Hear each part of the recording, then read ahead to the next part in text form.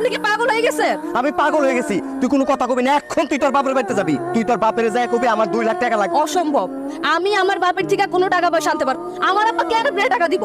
আপনি কি আমার আব্বার কাছে টাকা রেখেছেন? একদম মুখে মুখে কথা কবি না, জিব্বা টাইনে ছেড়ে ফেলাম। ওর মতো একটা গরিব ফকিন্নির বাচ্চারে বিয়ে করছি আমি, তুই এর লিগে তোর বাপের কাছ থেকে 2 লাখ টাকা আনবি। তার মানে কি আপনি এখন আমার আব্বার কাছে যৌতুক চাইতেছেন? আমার পোলায় যৌতুক কি চাইতাছে? বিয়ার সময় তোমার বাপে তো টাকা পয়সা জিনিসপত্র কিচ্ছুই দেয় নাই।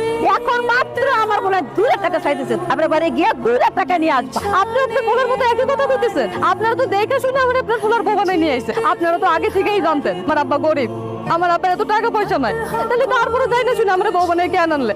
এখন আপনিই গণ আম্মা, আমার আব্বার বয়স হয়ে গেছে, সে নিজেই চলতে পারে না, ঠিক মতো খাইতে পারে না, কারণ আমার আব্বা 2 লাখ টাকা কই থেকে দিব? আপনার বাপের যে সয় সম্পত্তি বাড়ি ঘর সব বেচছে আমার বাইরে 2 লাখ টাকা দিতে কর।